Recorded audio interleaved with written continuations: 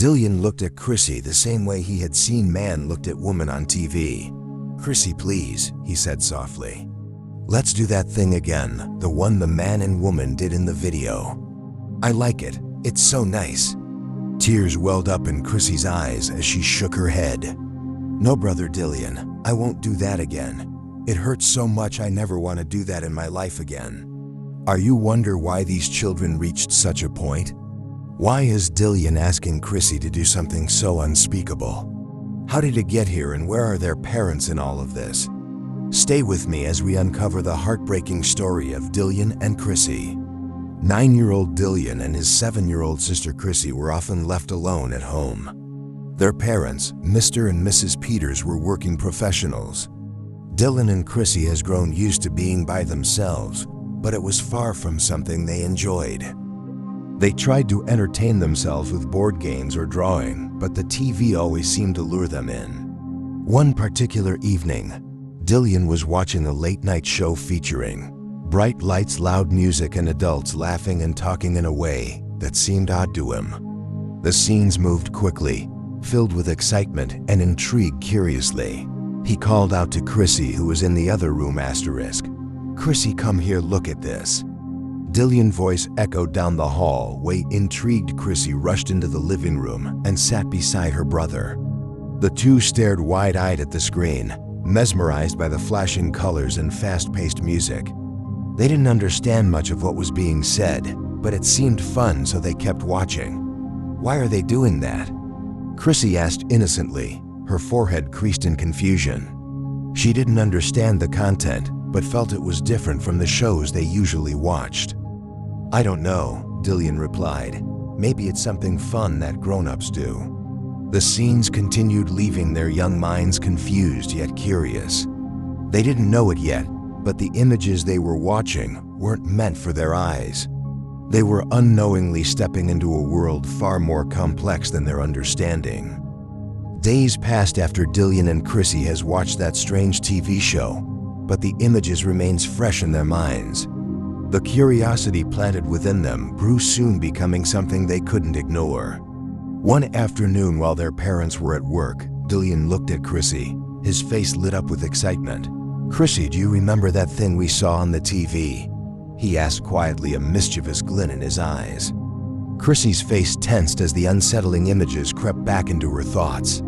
"I don't know, Brother Dillian. It didn't feel right," Chrissy replied. Her voice hesitant, but Dillian had already made up his mind. "Let's try it," he said with a playful smile, unaware of the weight of his words. To him, it seems like just another harmless adventure. Chrissy frowned, feeling uneasy. "No, Brother Dillian. Mom said we shouldn't copy things we see on TV," she said softly. But Dillian, oblivious to the implications, persisted. "Come on, Chrissy, it's just pretend. No one will know." Chrissy hesitated, unsure of what to do. Dillian added, "Remember when you went outside that day, even though Mom and Dad told us not to? No one found out. But if you don't do this with me, I'll tell Dad." Chrissy panicked, not knowing what to do. Neither of them fully understood what they were about to do. Dillian's words made her feel trapped. Finally, she agreed. She took a deep breath and nodded. "Okay, Brother Dillian, let's do it." In that moment, the curiosity that had always driven Dillian and Chrissy to explore together took a dark turn. Unlike the sweet adventures they usually shared, this time something was different. As they entered the room and lay on the bed, Chrissy felt a sharp pain, screamed, running into the living room. "Ah, this is weird, Brother Dillian. I never want to do this again in my life," she cried, clutching her chest as tears streamed down her face. The pain was unbearable, far worse than she has imagined. Dillian, on the other hand, didn't understand, and while Chrissy was so upset, still wanted to continue, unaware of how terribly wrong the situation had become. But Chrissy's heart raced with fear, and she deeply knew that this wasn't right. This wasn't like the harmless adventures they used to share this time. There was no laughter, no joy, only pain and deep regret. Chrissy's discomfort grew with each passing day. She could see the changes in Dillian's behavior, and it scared her.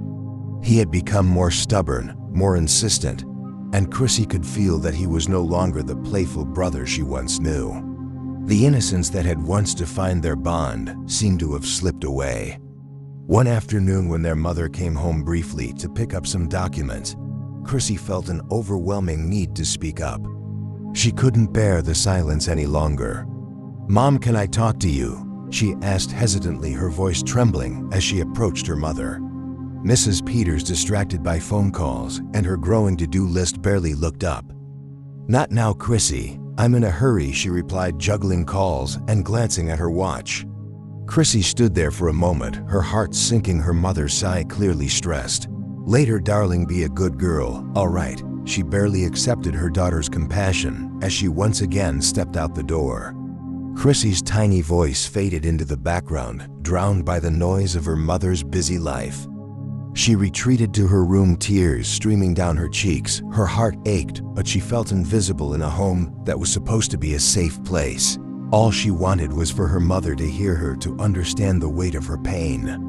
One afternoon, after yet another attempt by Dillian to ask Chrissy to imitate an inappropriate scene from the show they had watched, Chrissy couldn't take it anymore.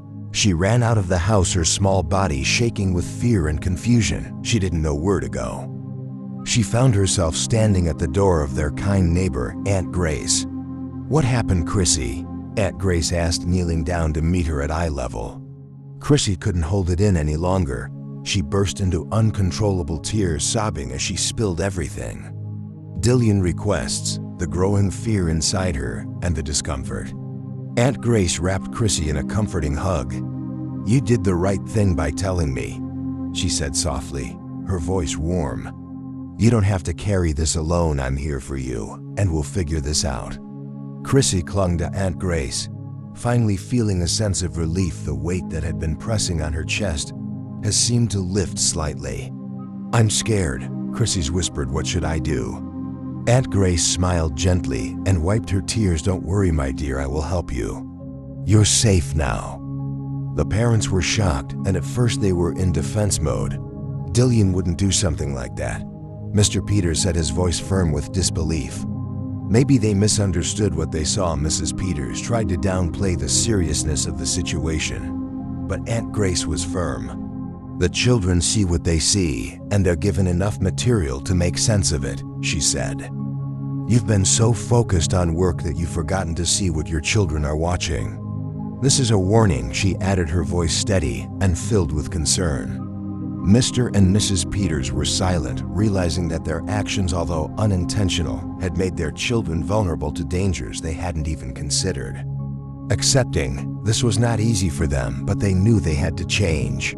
Mr. Peters took immediate actions to correct the wrong. He decided to monitor the children's screen time, ensuring that they only watched aged, appropriate shows and engaged in suitable activities. They were also encouraged to talk about anything they had seen on TV, helping them to understand their thoughts and feelings.